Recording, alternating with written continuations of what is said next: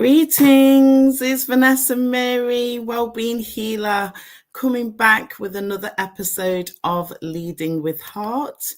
Thank you so much for listening in or watching the live stream. This is my regular video podcast series where it's a space where self-employed mums and dads and those who work in family businesses have a chance to have a chat with me. You know, we're taking a pause. It's a time for reflection. It's a time for them to share their story. And hopefully you'll find that each episode is opening the door to honest stories, grounded wisdom, and real conversation. And I really like to find out what it takes to lead with compassion, courage, and clarity. So if you are a self-employed mum or dad, or you are a member of a family-led business, hopefully these conversations will encourage you to keep nurturing your legacy. You will grow and the succession planning will come in place. And really, it's all about us looking at leadership with heart. I'm building a community and I'm very, very excited with today's episode because not only have I got a fantastic guest who I've known for a while, I do have a special announcement to make on today's call as well. So let's get into this. So today, I'm going to set the scene around networking. So for those of you who have been following me, particularly on LinkedIn, I talk about networking a lot. You'll see that I'm always inviting you to either an online networking group, or if you live nearby to me in Nottingham, or you can travel to Loughborough, I'm always encouraging you to come to a face-to-face event. Now, networking for me is something that takes time. You can't just arrive at a networking group and feel that something's going to happen for you overnight. So nurturing relationships is very important. And the woman that we'll be speaking to today, I've known her online for nearly 5 years, actually. And we haven't had a chance to meet face to face yet. So when we do meet, we owe each other an extra big hug. But she's always been such a wonderful, kind-hearted woman for me to speak with on the online platform. So I'm going to bring her on now. Here she is. She is the amazing Anita Pickersgill. Here you are. Thank you so much for being here today on the live. And we do have quite a few people tuning in on the live. So if you are tuning in with us today, I know Anita's got a massive fan base, so I'm sure they're all Anita's fans. Please could you leave us a comment, wish us well, and I will bring up those comments on the screen as they come through. But Anita, how are you, my dear? I am fine. I'm actually glad to be here, stretching myself outside my comfort zone for a change. And yeah, it's eventful times, and we're in real life, or in the real world. So yeah, every day is a blessing. In the real world. I love how you have put that today. And it's Monday, so it's Motivation Monday. It's we're going to talk to you really of a few things, but with the industry that you're in, I know the subject of money and hopefully mindset is going to come up in our conversation. So for those of you, for those watching who don't know you, would you like to introduce yourself, please? Me? Oh, I've got lots of nicknames, some of them not always pleasant.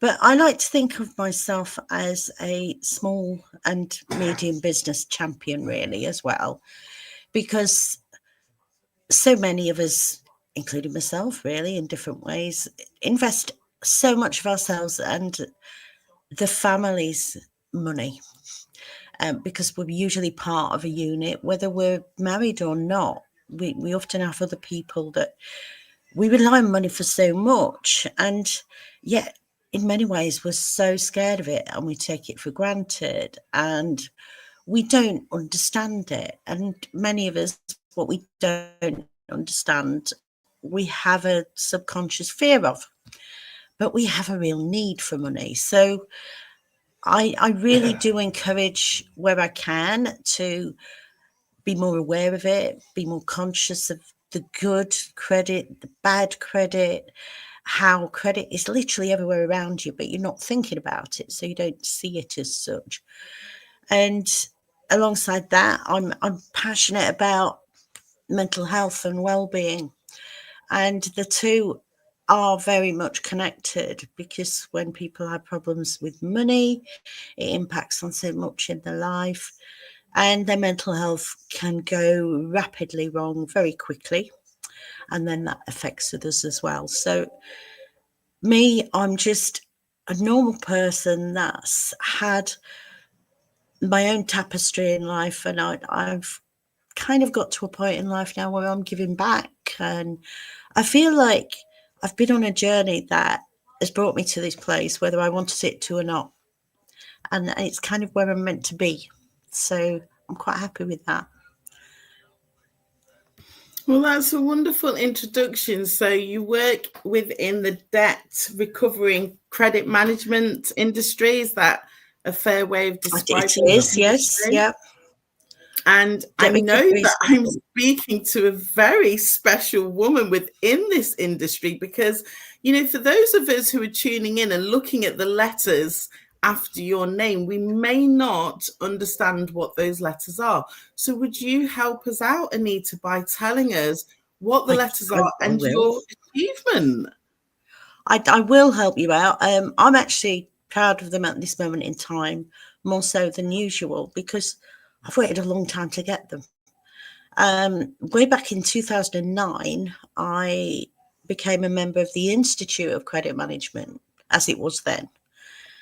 Since then, it's become the Chartered Institute of Credit Management, which is really something that those of us that are part of it are proud of, and should be proud of, rightly so, because we have our code of conduct, our standards, and it's because of that I always encourage business owners to say, look for people that are members of this, not just the Financial Conduct Authority, but the actual institute, because enforcement agents have their own section in there.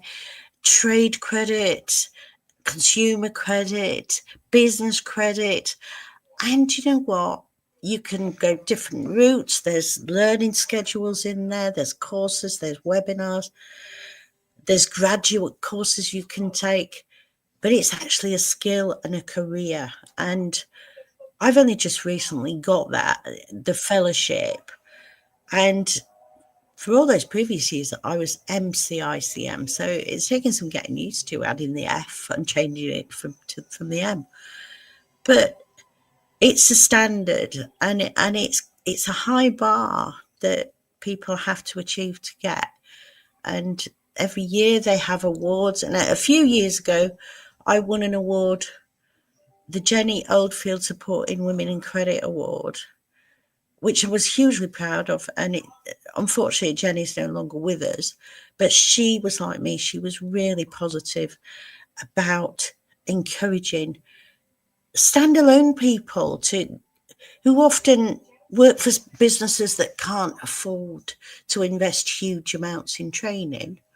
She was passionate about them having the opportunities to learn and become aware of what the world of credit really was.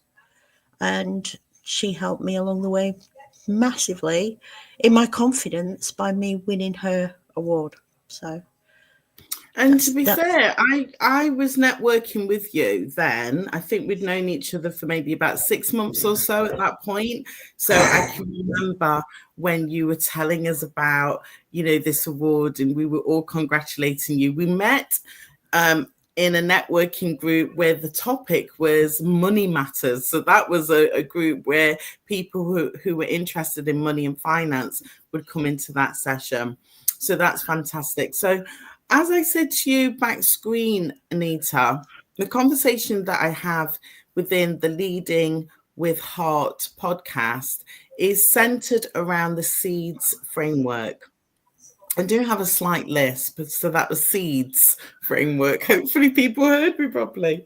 So we talk about strategy, support network and sales. We talk about emotional well-being. We talk about energy alignment in terms of our physical energy. We talk about direction and decisions. And we talk about systems and operations. So the next part of our conversation, Anita, we're going to start with the first S, which is around strategy, support network, and sales. Now, maybe we could really go into the strategy side with you working in credit management. And there are some things that, like small business owners, and I'm talking about micro, like myself, I work predominantly on my own, and I'll have subcontractors, and then I will work with members of my family when I'm running events. But what could a micro business owner do, or a small business owner do, in terms of their strategy around financial management, please? Or credit management, should I that's say. a good one. Because the S, the S for me in micro business, usually sole trader jumps out into my head straight away. I hate the word solopreneur because it's not really a word. It's a made up jumble of two. But really, this is where I allude to it's everywhere around you, because one of the things that's really easy for small business owners to do is make sure that they're doing their invoicing correctly and that they're doing it consistently at a regular time, not on an ad hoc as and when it fits in basis. Because quite often people deal with people of a similar business size to them, and we go in ponds. So if you can visualize the Olympic flag, for instance, with all the circles that overlap each other, that's kind of how business is. So one small business owner will deal with another one, and invariably it's people they've met through networking, and immediately there's this automatic trust, or there's no thought of, am I taking a risk here? Because quite often people are willing to pay smaller value things in advance up front through the website. So there's no thought given to credit. But even if that is the case, you do need to think about credit, because what happens if, for instance, they paid by credit card and they claim it back because there might be a fault with the product, or it doesn't arrive on time, or they change their mind. And it's thinking about the risks that you might know your consumer rights when you make a purchase. Well, those rights are pretty much similar for people purchasing from you. So thinking about, who am I dealing with? What do I know about them? And can I afford to lose this money if there is a problem? Never gamble more than you can afford to lose. And it's kind of that thing that I say to people, but invoicing is one of the key things. Making sure you're invoicing the right person and understanding a little bit about the difference between limited companies and sole traders, because there's massive differences. The higher the value of the debt goes, the more important those differences become. Excellent. Thank you so much for that, Anita. So if we talk about the same, we're still on the S, but now we're talking about a support network. So maybe you can tell us, because you support small business owners, micro business owners in a number of ways. So do you want to share with us the type of things that you've been getting involved in over your career, please? Oh, I'm a bit of a hybrid, because I have a background in insolvency, commercial finance, more specifically invoice finance. And I've worked in pulp manufacture, chemical manufacture, paper and haberdashery supplies. So I've seen businesses of lots of different types in that time. And one thing that's in common with all of them is when they have problems with money. There's this little thing called ostrich syndrome or denial that creeps in. That's like, if I ignore it long enough, it might just go away. Or if I do more marketing, that'll fix the problem because then I'll get more sales. But sometimes the problems in businesses are symptomatic. So you'll see it in one area, but the problem's in another. So it's not always getting more sales that's going to fix your problem. Sometimes it's the actual process and systems that you either have or don't have, usually don't have when it's small. And I think that the network, I'm involved in the business support unit. I helped establish that, which is free to attend every 2 weeks. I think it's tomorrow, at 1 o'clock. That we set that up for myself, Bev Wills, Phil Ross, and Andrew Brennan, over 5 years ago now, for Brexit, believe it or not. And the problems that we saw coming out of that, and then everything else happened, the Ukraine war, the utilities, the price hikes, God knows how many prime ministers we've had in that time. I've actually lost count. And all that has an impact. And then we had COVID, of course. And so we wanted to develop a network where people could get together. And it shouldn't matter whether you are a mobile hairdresser or an accountant, because even mobile hairdressers will need an accountant. But at that time, there was lots of them and us networking. It was like the professional services in one area in one way and business owners in different ways. And I believe strongly bringing them together and getting rid of that them and us, and professional meaning that you do it for a living, not the job you do, but you do it for a living. So networking's really important to me. The SME Supporting Growth and Opportunity is another one, again, totally free, that I co-host with Russell Harvey. And then through this girl, which is no longer active, I created the 3 C's when that stopped. And that stands for collaborate, cultivate and grow, really. And that's the message behind it. And it's a community. And I want people to be part of it because they want to be, not because they've paid to be or feel they have to be, but because they're getting some value and they're giving some value in. That's the idea of it. Brilliant. I love the 3 C's. And when we had a chat, we, really came into alignment with each other, because the message, what you're doing there, is very much in alignment with the Seeds community. Anita, I've just sent you a quick message. Do you mind just reading that for me, please? This is how we communicate on lives. I will do my best for you. Just bear with me a minute. I will take you off screen, my dear. So we're going to carry on speaking to Anita. What I wanting to do is also tell you what's coming up on today's podcast. I have got an announcement to make. So for those of you who entered the Seeds of Business Support giveaway, I will be announcing the winner today. Actually, I've just realized there was 2 winners, Anita. So even though I've done spin the wheel and we've got the main winner, I do need to do another one. I'm not going to do it live though, because I don't want to be all fingers and thumbs and things get messed up. Okay. So thank you for that, Anita. And the support network, I know that you've got a very strong support network, and people really look up to you as well. That's what I've noticed. You do excellent presentations. All of the sessions that I've been in, where we basically say, can you do a 10-minute chat, a 20-minute chat?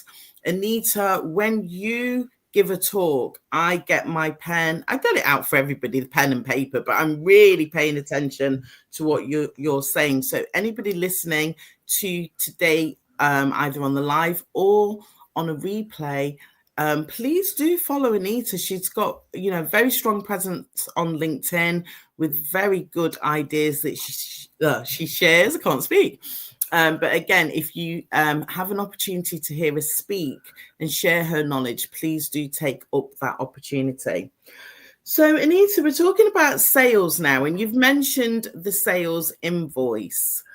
Again, just thinking about some of your key talks that you provide, what should we be doing with our sales strategy to make us stronger in that area, please? Well, I always recommend using some kind of document. The simplest way is to call it a customer account form, even if they're not opening an account. Because you need more details than just a name or an email address. And this problem, I think, personally, has got worse since COVID and the lockdown, and when everybody morphed online and we disappeared down a rabbit hole, because we kind of got used to just things being online. So then I've lost count of the number of times I see an invoice being addressed to an email address.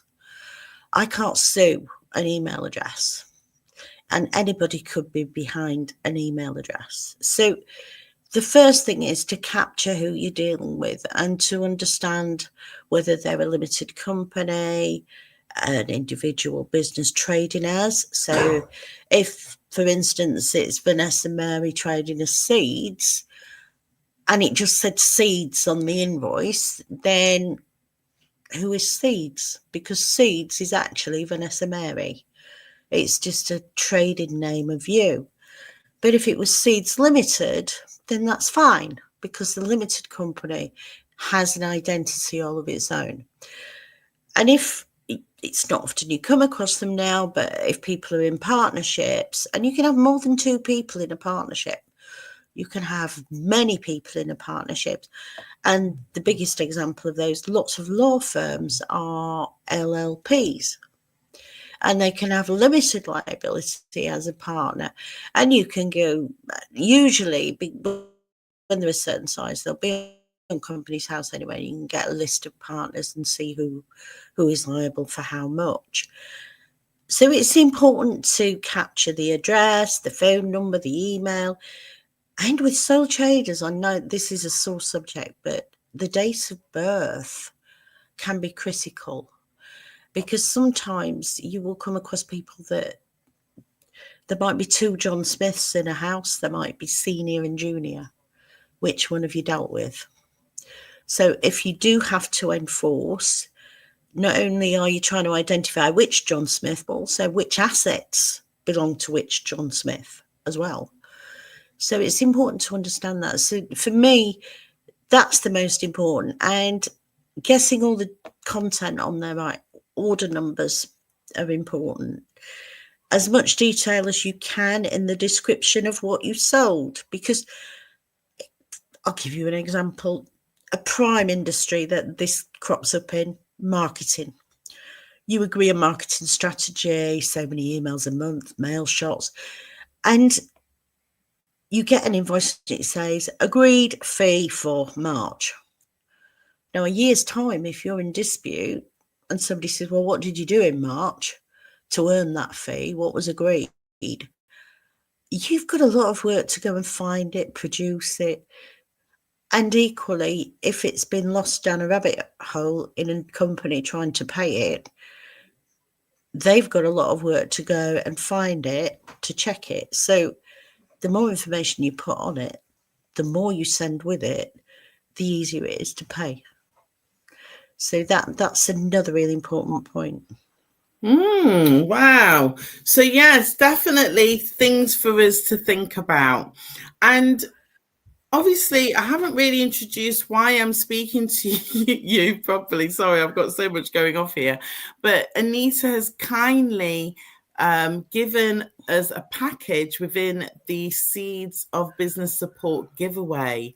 So this is why We're talking to Anita today. So we have a winner, Anita, but the one who's getting the second prize, they're going to be getting your package. So, it's so exciting. Anyway, let's talk about emotions. I like talking about emotions, but you see, this is where it does tie into money, because money is a very emotional subject, as we know. Even when you've got lots of money, it can be emotional. You can get too giddy. You might not have a proper strategy for what you're doing. And if you haven't got enough of it, as we know, it can cause stress, not just within ourselves and our physical body, but it can also have that ripple effect, and the stress runs deep. So again, just from your position of working in the industry, what are you seeing? And I know that you take emotional well-being and mental well-being very seriously, because you describe yourself as a debt collector with a heart. So did you want to talk us around that, please, Anita? Well, I've only recently adopted that name, because before I had a rather unsavoury nickname, really. But it was quite apt, because in the sense of the business world, I encourage people to shovel their problems in cash flow off their desk onto mine. And then the good parts of it, I give them back to them. And I have to be, and I know people don't see this really, I try to be impartial. When somebody refers a case to me, and I do take on debts that are already disputed or have been with other collectors, because quite often the person or business that owes the money just wants to be heard. They want to have their grievance listened to, and you get what I call a standoff involved with, because it's such an emotive subject. My clients sometimes lose sight of the fact that their customers already said, I can't afford to pay it all at once. But because they need the money, they sometimes will perceive that as an excuse. Now, sometimes it will be an excuse. Other times it won't be. And there is a definite degree of skill in navigating that path. And you could never be 100% certain that it is either a load of rubbish or it isn't, until you really dig under it. And because of that mounting pressure, in the past, I have had cases where, and I'm going to use the word debtors because from a technical point of view, that is what they are, have ended up attempting to take their own life. They've shut their business down. They've been in the divorce court at the same time as their business has been in the insolvency court. A partnership has broken down. They've lost a family member. They're dealing with a life-limiting illness. And all of these things are being blatantly ignored because it's business, right? And business should never be affected by these things. That's the mantra that we would all kind of steered towards. Don't take your problems to work. But it became more and more apparent to me that how can you separate these two? Because, and even recently for me, events happen that detract you, that take your attention elsewhere. And they are more important at the time to you. And it may not be to your clients, but to you, it is. So for me, the hard part is on both sides of the fence to get the debtor to understand the problems this is creating for the client without showing weakness. And that's a point I can clarify on, but also to get the client to understand from the debtor's point of view that if they're in an overpaid position at the bank, their customers haven't paid them, you can't get blood from the stone. You have to wait until, and you have to sometimes nurture and accept that payment on account and work with them.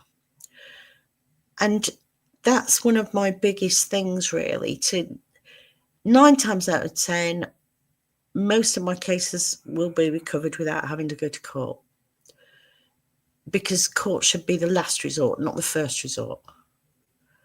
You know, if someone's willing to go to CCJ, they'll get it anyway. You've made some really interesting points there, particularly about what can be happening in the background. And like you said, sadly, some people get so stressed with this situation that they're actually looking for a way out. So it sounds like the work that you're doing is really important for both sides involved. And if, like you said, you can avoid the court situation, then hopefully that is helping people to reduce the costs as well, because obviously the courts have their own fees and things like that. And I noticed that in your strap line, when we're on networking calls, you actually do say it's about not having those relationships break down as well, because for some people, the client and the supplier, they could have had a friendship, or something could have been, they might have been working with each other for a long time and built up a good working relationship. So I know that it's very important for you to make sure that that friendship or that relationship is still left intact as well. Did you want to add anything to that? Yeah. Let's talk. Well, that leads us on to energy. So energy alignment for me in this part of the conversation, I do like to talk to the individual about how you are keeping yourself energized. So this is going to be about you personally, Anita. I am just going to share that I've started my day with Pilates. So I'm just going to give a shout out to my online Pilates instructor, Christiana, who definitely made me work for it today. Anita, I'm telling you, I've had about a month off and she wasn't impressed, but the leg raisers were quite good today. So yeah, this is all about our physical self, because what I'm trying to explain from a well-being healer's perspective is that our health is our wealth. So I know that you're dealing with money, but again, in those circumstances, what about somebody whose health has deteriorated, Anita? They can no longer function in their business, and this causes subsequent issues. So the conversation now is really about us talking about health, and maybe if you wanted to share what's happening with your world, and I will continue to maybe give some little snippets of what I've been doing over the weekend to keep myself energized. Energizing. I've had to make some significant changes over the last 5-6 years. And really, I think, and I'm probably, this could be accused of being a bit sexist, but it's not. Because the menopause showed me some of the errors of my ways, really, in the past, because my body was less cooperative, really. And I found out a few years ago I had an hiatus hernia, which is at the top of, it's a valve at the top of your stomach, which is stretched for me. So, for instance, if I have the equivalent of a dinner, then that pretty much paralyzes me for the rest of the day, because it shoves my stomach up my rib cage and shoves up onto the valve, and then that makes it feel like you can't breathe because your lungs don't have the room, because your chest cavity is full with this. So it's deceiving. And so I've kind of shifted my eating habits around.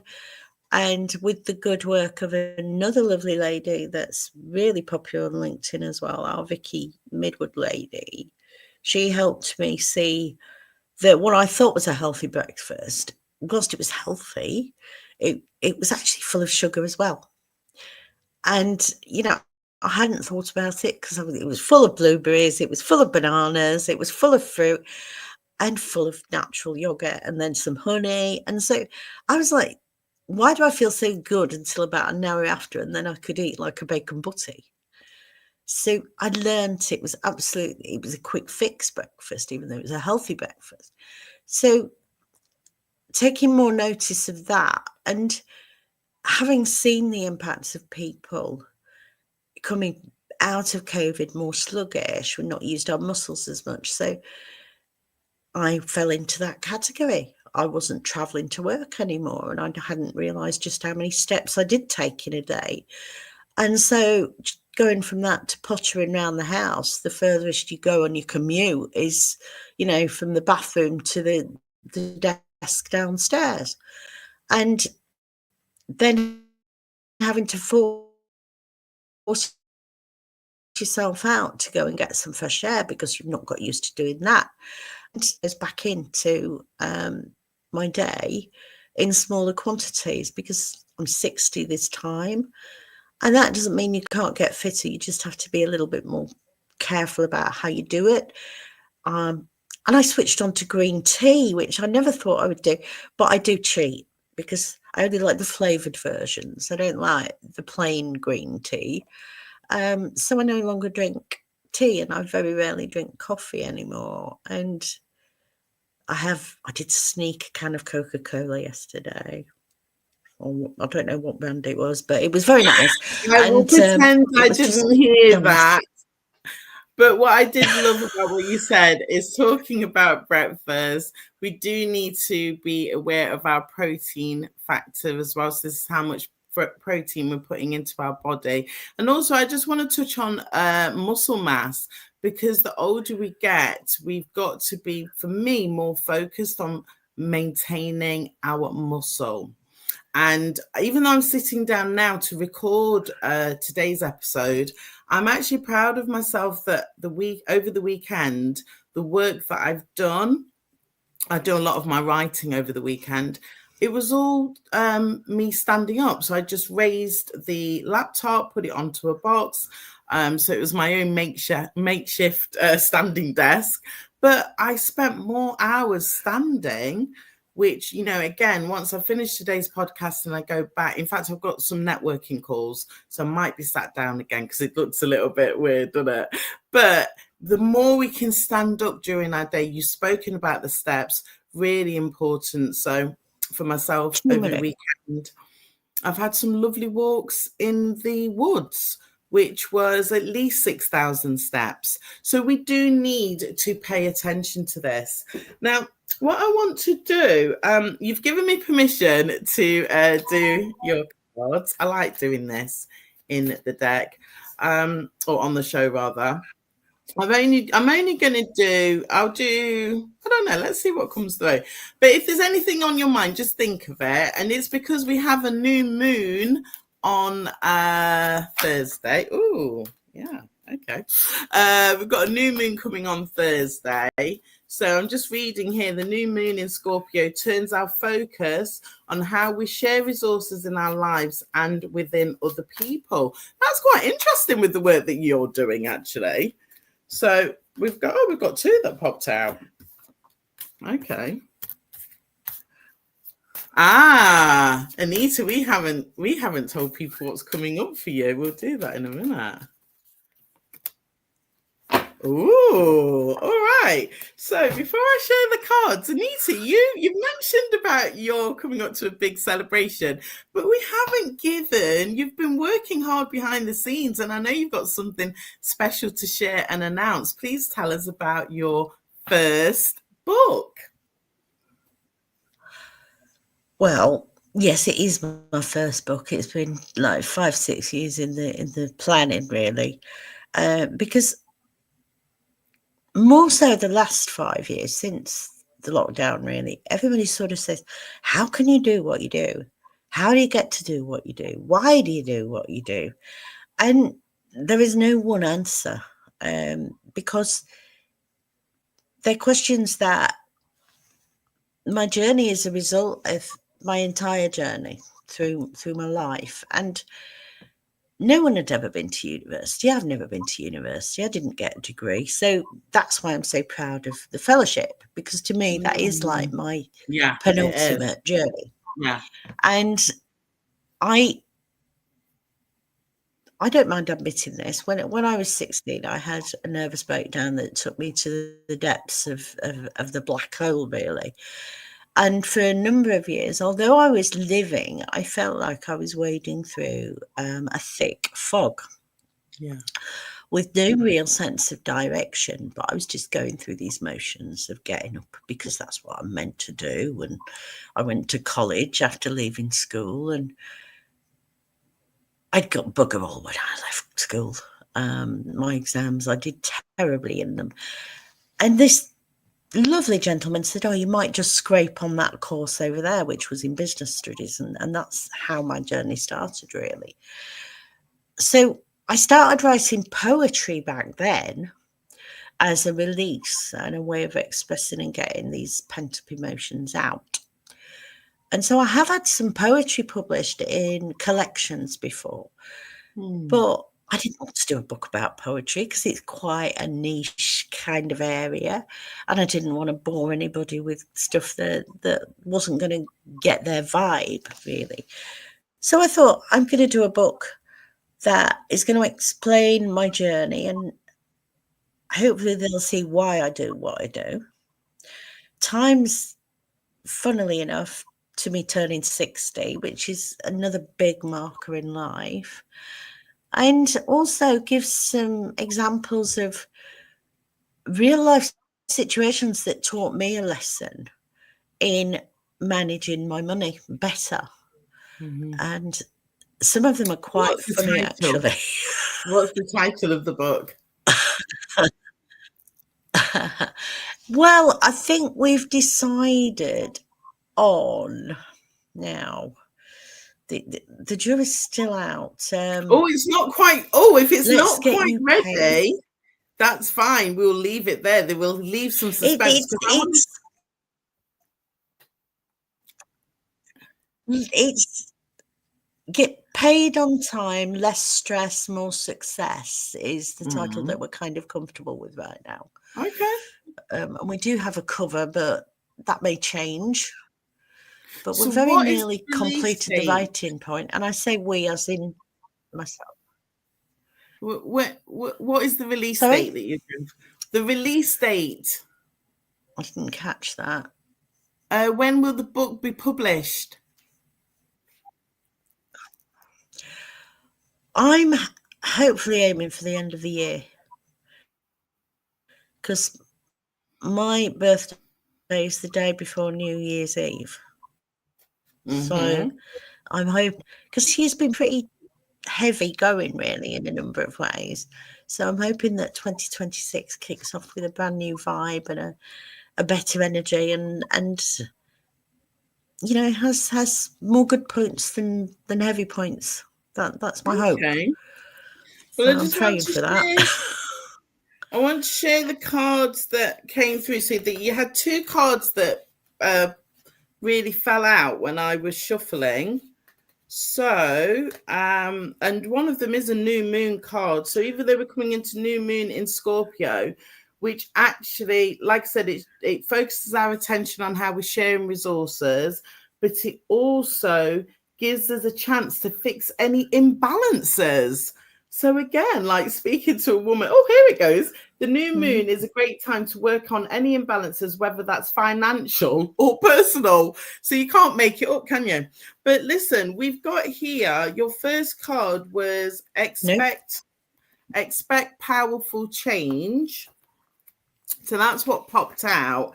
And for me, that's why I remembered about the book. I was like, wait a minute, things are going to be changing for Anita. I know that this is something that you are looking forward to. And it's something that you've been telling people within your network about. And I can't seem to find the description now. Here it is. It's called a special moon card. That's why I couldn't find it. So let's just have a quick overview. So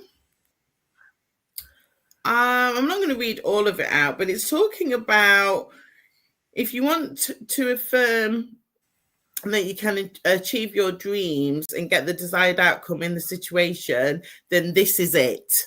Okay, so this card is about beginnings, and it's the powerful energy that's at work. So again, maybe that's a good fit, because you said that the book is not quite decided yet with the title. You've got some additional affirmations here, which is yes, yes, 1,000 times yes. So to me, this is a really good confirmation that this new chapter that you're going to be stepping into, it is for you. And it says it's an important turning point in your life as well. So I'm loving that. So the second card that came out as well was look. I put my mic on. I muted myself. We don't want that. The second card that came out for you was look at the bigger picture. I know you're always doing that. I get the sense of that every time I speak to you.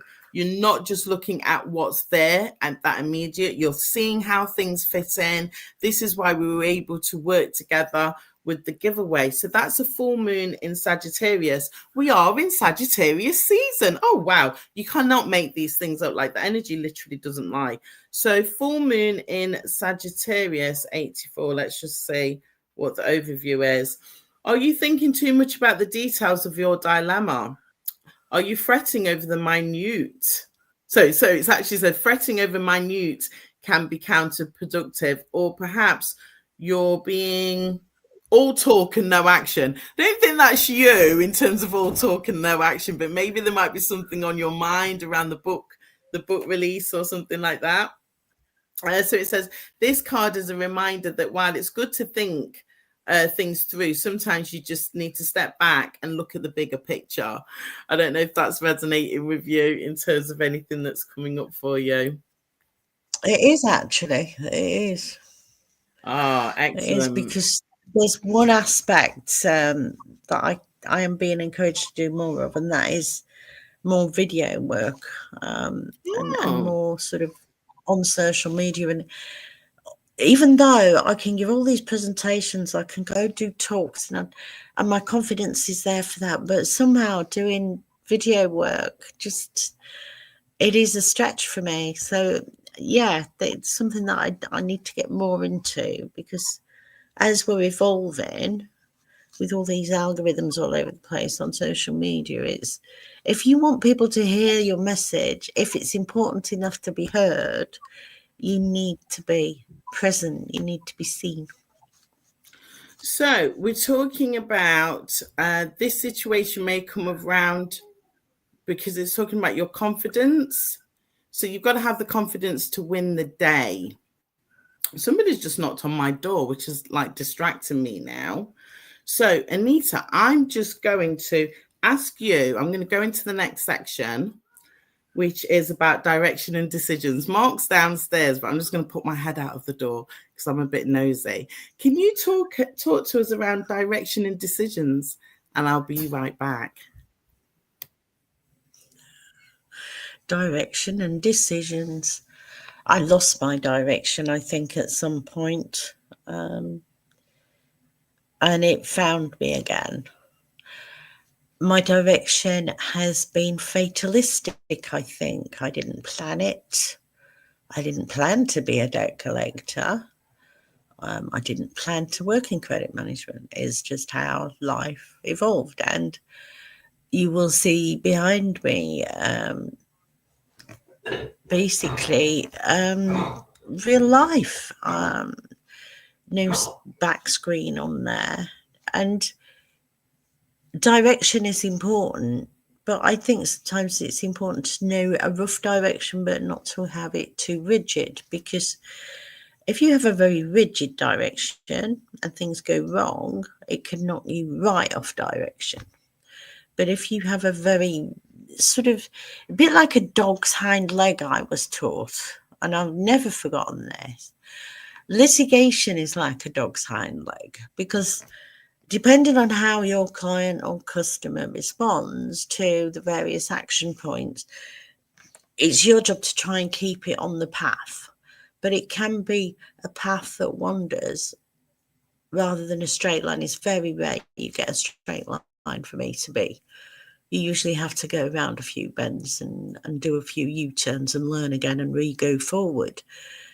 And so for me, my direction and purpose have been reevaluated regularly throughout my life, really. And that includes the death of my sister, most recently the death of my mother, and things happening in your life that make you not necessarily rethink your career path, but your personal life, which then has an effect on your career path in many cases. So it is important, I think, to think of a business as an extension of yourself. And of course, if you employ people, you actually have quite an impact on their personal life as well. And that's a heck of a responsibility. And to try and balance them all can be really stressful. So there's more than one kind of family. There's blood and there's extended. Yeah, so definitely. For me, direction often includes that. Yeah, it's important to have the direction that thinks about the actions that you have on other people as well, I think. Thank you for that. So it was the postman. Oh, and here's that.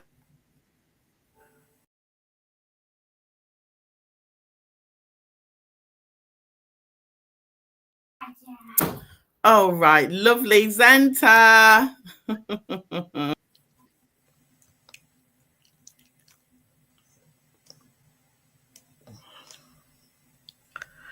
It's life.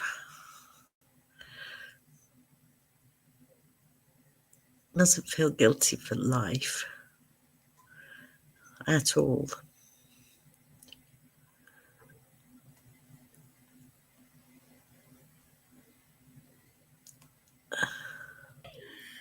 Oh, right. Sorry about that. It's fine. It's real life. Real life when you've got little ones behind you. So, yeah, it was the postman.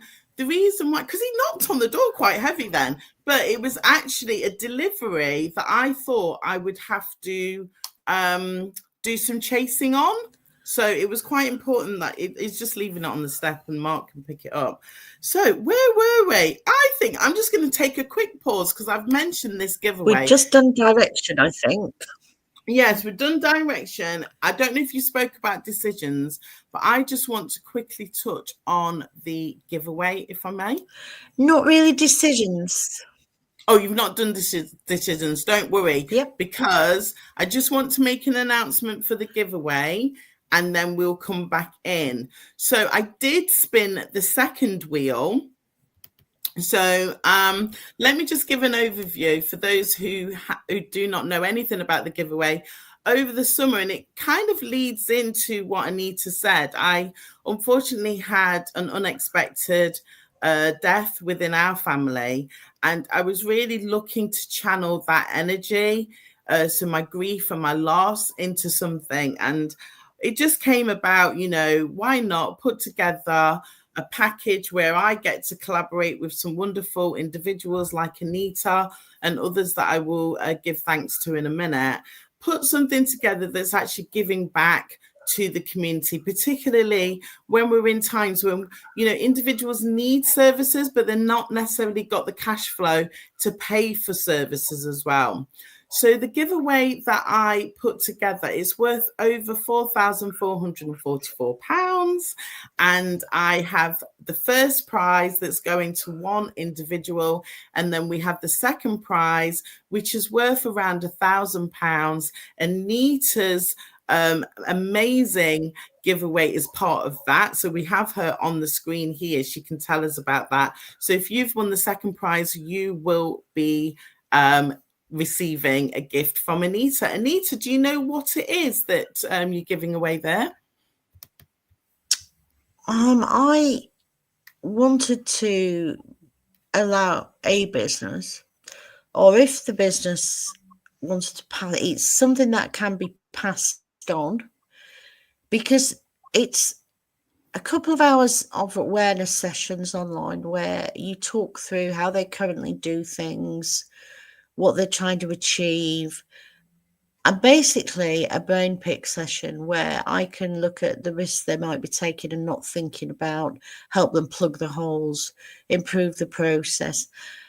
Because unfortunately, a lot of small businesses do fail within that first few years, and I want to help them stay in business longer and actually grow and thrive. So there's the awareness session, and then on the back of that, there's like the baseline process review, which is an end-to-end review of how you receive your orders, you process them, right through to payment in the bank, and all the different things, and what happens if you do encounter a problem, how should you deal with it? Because many people are reactive rather than proactive. So if we can get a proactive thought where they're thinking, if it does happen, this is what I need to do, then when it does happen, you're less stressed because you can handle the situation better. So that's kind of the idea, that they're going to get, on average, even a baseline process review and the awareness sessions, you're probably looking at about 450 to 600, 700 pounds there. Oh, And wow. that can be spread over time scales that suits them. Oh, that's pushed the second prize up then, Anita. I've got to recalculate everything. All right, let's It talk does depend on that, but between. Let's talk about who's won this then. So I'm talking about the second prize first, and I've got H. Stanton. H. Stanton, if that is you, you have not only been gifted what Anita said, we have also Rory Lemonade, who's put something into our second prize, and we have Andrew Moorcroft, who's put something into our second prize as well. So I will be announcing the winners again via email and telling you about your prize. So H. Stanton, you do need to get in contact with me to claim it. Okay, before we go to the winner, let me just give thanks to the contributors who've been part of the giveaway for that main prize. We've got Steve Bennett, a business coach, Eloise Edouin, social media training, Rick Courtney, who's doing social media strategy. I don't know if I can announce this, but I'm going to leave this bit out because I know that this business owner, he's had to put his business on pause, so we might have to look at that. So we've got Andrew James Crawford, who is an accountant, but he's got an online platform for business development. We have Nicole Papantonio, who is a legal consultant. So she's got a very good package for you for your legalities in the business. We have Mark Rogers, who is a franchisee at Face to Face HR, and myself, who's obviously the founder of the Seeds community. I have got a special package for you as well, which really gives you a place at the heart of our community. So who's won it?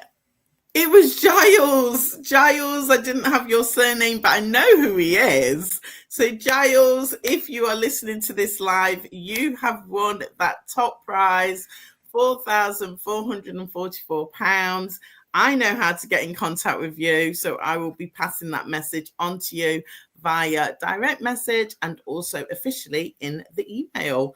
How wonderful, Anita. I'm so glad that I've been able to make the announcement. I should have done it last week, but I launched the Seeds growth gatherings, and I did something else and I did something else, and I just totally burnt out. I'm not going to lie. At the end of the week, I was like, this is all too much for me. Why have I planned everything in 1 week? So there we go. We've got that announcement.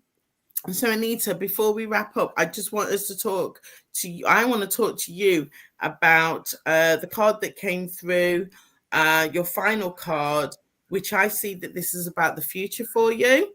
And it is another full moon card, and it's the full moon in Virgo. So we have just come out of Virgo. So this is number 52, page 52.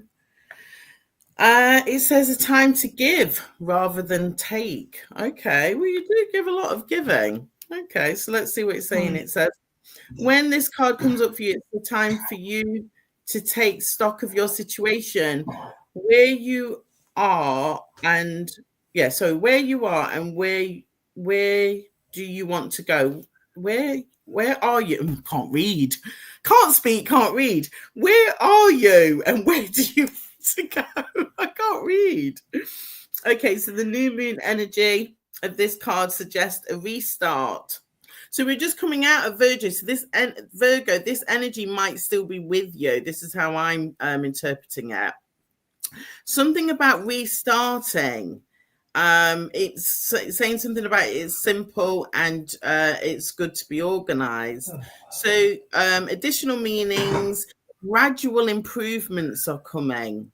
Pay attention to the detail if you want success, and be of service to others, and love and money will follow. Well, you do that in abundance, but I wonder if this is about the gradual improvements around the book and around the change of your status with the fellowship and stuff like that. I don't know, but basically you are good enough. It could be. Yeah, it could be, and also possibly the fact that the home improvements, because of recent events, have been pushed back into the new year. So, there's improvements going on there.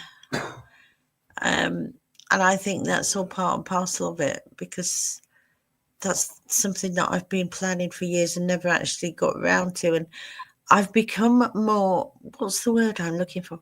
Maybe authoritative, decisive, two good words. I've become more, let's get this done this last few months, rather than wait and put it off. And a bit like when people decide whether to have children, can we afford it? You're never going to be able to afford it. So, just get on with it. And I can't wait. I can't wait to have my kitchen done. It'll be such a dream. And it's really funny you mentioned Virgo there, because one thing I've not said is today is my brother's birthday, and my dad was a Virgo. And it's really kind of strange that the two are kind of communicating there on today. It's I won't say spooky, but well, it might be your dad's energy. Yeah. For me, the energy is still with us. It's the non-physical. So, Anita, we've gone over slightly. So, in terms of wrapping this up with the final S, systems and operations, I'm just going to pass it over to you in terms of what advice would you give us as whether we're micro, growing, got a team. How would you really advise us in terms of our systems and our operations around what you do there, please?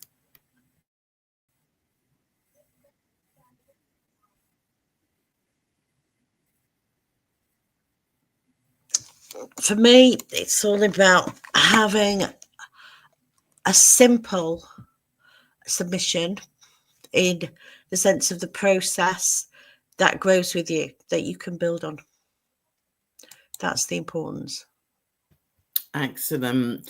Well, thank you so much, Anita. It's been such a fascinating conversation. Obviously, we've touched a little bit on work, a little bit on the giveaways. So again, just to reiterate, we have our second prize winner, which is H. Stanton, and the first prize has gone to Giles. And also, we've had a wonderful time with Anita looking at the Moonology cards as well.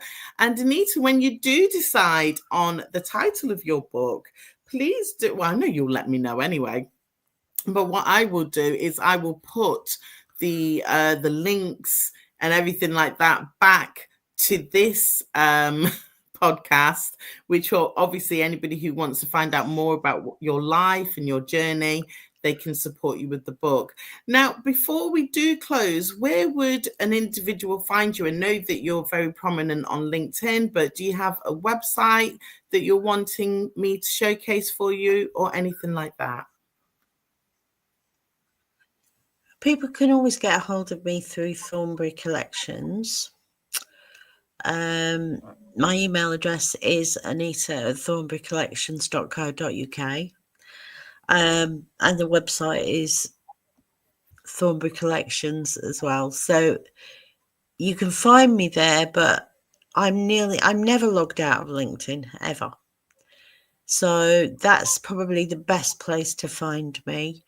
And I'm always respond to messages. If they're not, please don't send me anything telling me a mortgage or an insurance policy or anything like that. No spam. But I'm always there for reaching out.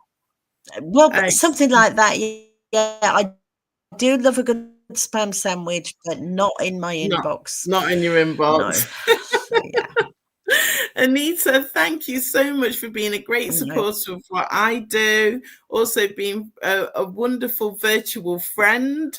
Like I said at the beginning of the intro, I can't wait to meet you. We've never actually met each other, so we must get that in the diary, even if we meet in the middle somewhere. Okay, so where you are and where I am, we'll make that happen. But thank you so much for joining me today. And I look forward to speaking to you again in the future, because when you've got that book out and you're doing everything that you need to do to promote the book, I would love to support you to do that on this show. So thank you. Do you want to say goodbye? It's my pleasure. I will say goodbye, and in the words of, we'll meet again and I'll see you again soon. See you again soon. Thank you so much for those of you who watched the live stream. And if you're watching the replay, please do leave a message to let me know that you were here. And if you are watching this on YouTube, please can you like and subscribe to my channel? I am wanting to grow that channel, so I would appreciate your support. Take care, and I'll speak to you soon. Bye.